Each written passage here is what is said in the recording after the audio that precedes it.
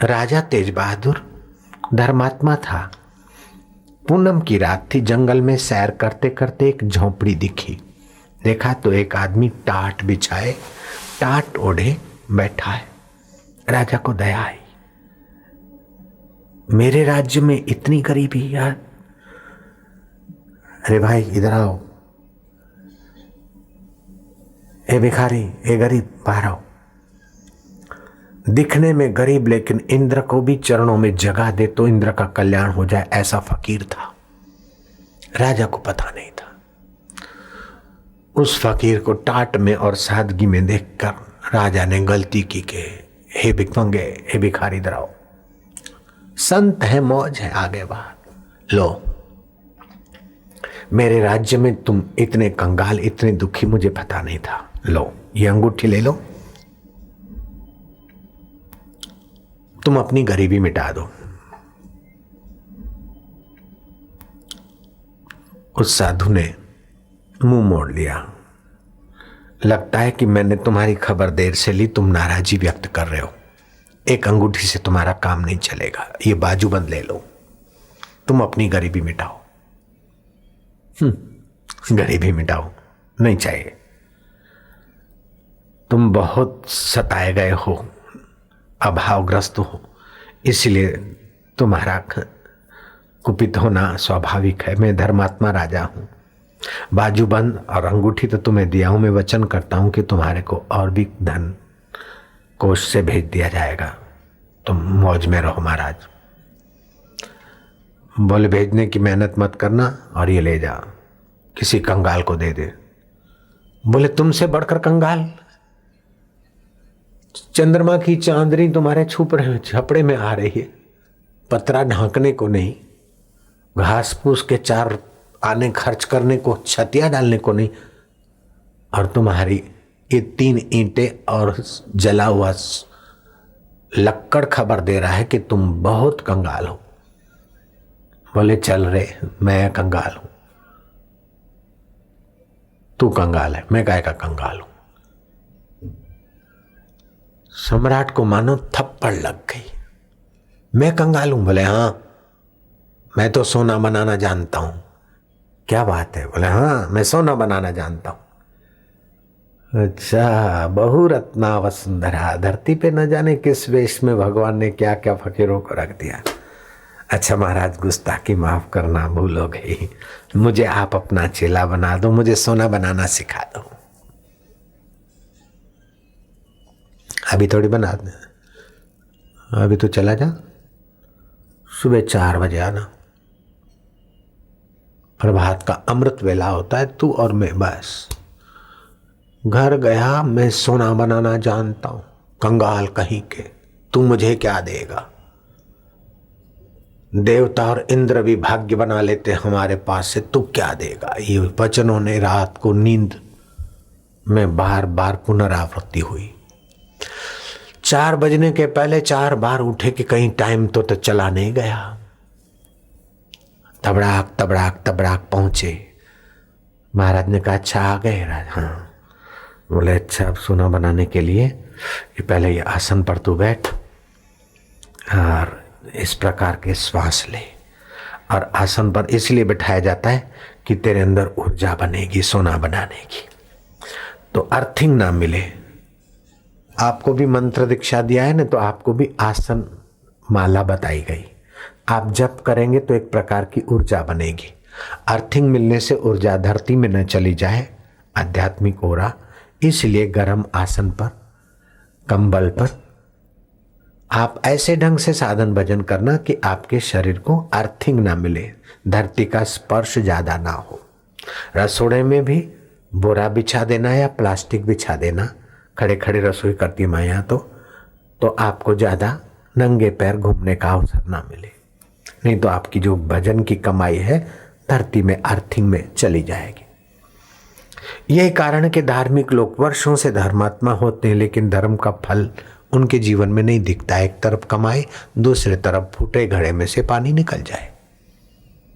इसलिए कहते हैं कि गुरु बिना गत नहीं, शाह बिना पत नहीं। अच्छा, अपन चलते फिर उस जंगल में। प्राणायाम किए, अच्छा श्वासोश्वास को देख, जाता है आता है। हाँ। प्रभात का सूर्योदय हुआ, चलो 1.5 मुहूर्त, 2.25 घंटा प्रयोग हो गया। ठीक है, थोड़े दिन ये प्रयोग करके सोने बनाने की योग्यता तेरी विकसित करेंगे।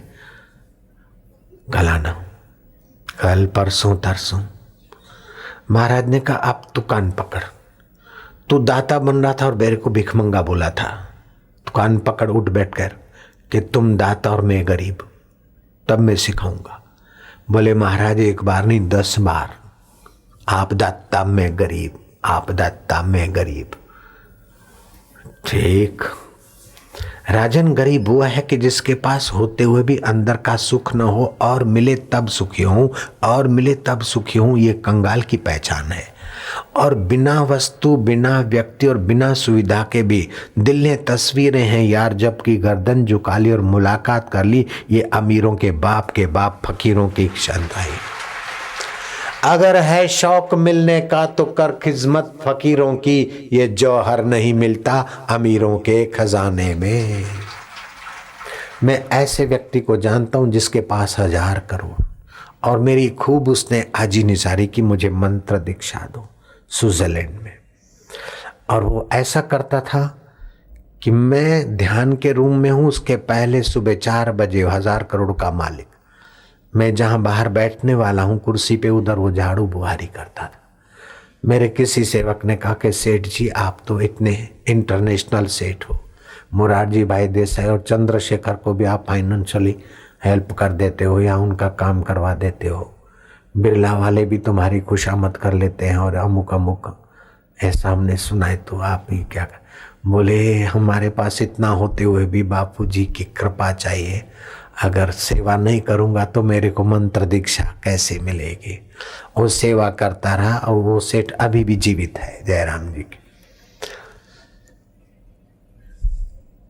14,000 एकड़ जमीन हो, हेलीकॉप्टर और हवाई जहाज से तो दवाइयाँ छटती थी। मैं क्या जल्दी बेच दे, ये जमीन वाले माफिया ग्रुप वाले तेरा मर्डर करा देंगे। उसने मेरी बात मानी, जमीन बेच दी यामाम। और 1000 बीघा चाहिए तो बापू आपको देते, 1000 आदमी एयर कंडीशन आश्रम में रह सके, मैं व्यवस्था करवा दूं। मैं क्या ये जमीन और आश्रम तुम इधर बनाओगे तो ये तो यहीं पड़ा रहेगा, मेरे को समय देने के लिए यहाँ आना पड़ेगा। अभी मेरे पास भारतवासियों के लिए ही समय कम है, तो यहाँ मैं कैसे आ सकता।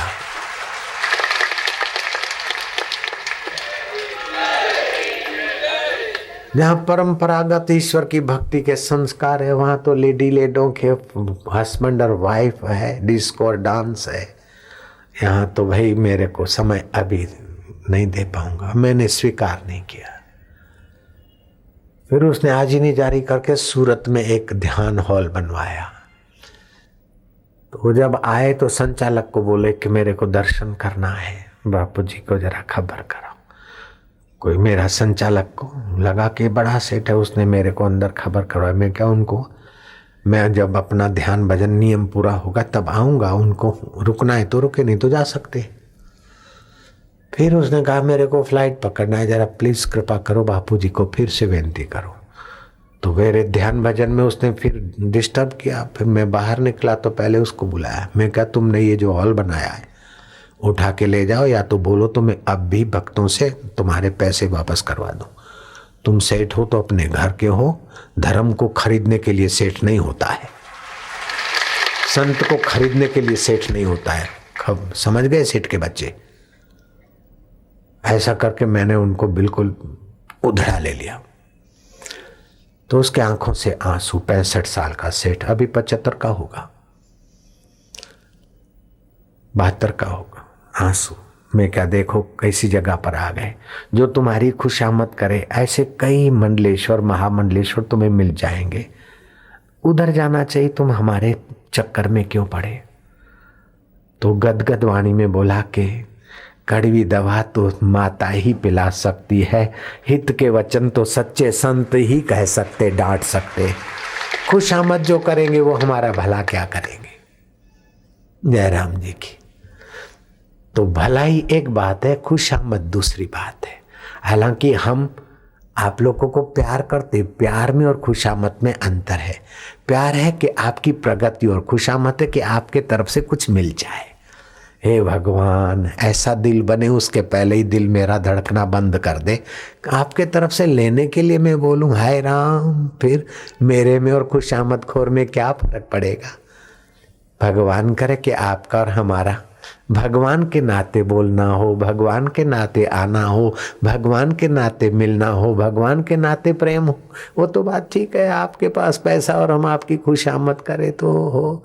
हमारे में और सेल्समैन में और हमारे में और रंडियों में क्या फर्क। रंडी भी खुशामद करती है बड़े आसामी की। खुशामद नहीं, स्नेह किया जाता है। हाँ, कभी कभी नए होते हैं, सेठ हो चाहे अमीर हो चाहे नेता, और नए बंदे होते तो हम उनको विशेष प्यार करते हैं। पहली बार आ गया तो जरा हम, जैसे केजी का विद्यार्थी होता है तो विशेष प्यार करेगा मास्टर, तभी तो वो हाई स्कूल तक चलेगा। तो नए बंदों को जरा थोड़ा सा ज़्यादा नमता दे देते हैं। पुराने बंदों को तो वो तो जानते कि कैसा भी बापूजी, हम पुराने तो हमारे तरफ नहीं देखते तो कोई बात नहीं, बापूजी के पुराने बंदी में तो आ गए। पुराने ऐसे ही संतुष्ट हो जाते और नए कहते इतने लोगों के बीच बापूजी ने हम पर इतना ध्यान दिया, नए भी राजी पुराने भी राजी, तो मौज करे काजी। चलो अपन सोना बनाने जाते फिर से। ऐसा करते करते 2-5 दिन हुए, जप हुआ, ध्यान हुआ और साधु की निगाहें पड़ी। उसके तामसी और राजसी कण पांचों शरीर के कम हुए और सात्विक अंश बढ़ा। राजा को ध्यान में बिठाया गया और संप्रेक्षण शक्ति बरसाई, मंत्र दीक्षा दे दी और मंत्र जपते जपते राजा का ध्यान लग गया। ध्यान का चस्का ऐसा लगा, फिर अब राजा बोलता नहीं कि महाराज कब सिखाओगे। राजा रोज आता है और कुछ घूंट पी जाता है। एक दिन महाराज ने कहा कि राजा तुम तो दान देने के लिए उद्यत हुए थे और फिर सोना बनाने के लिए आए थे। अब बोले महाराज सोना बनाना सीख भी लूंगा तो और जागीर होगी और राज्य होगा।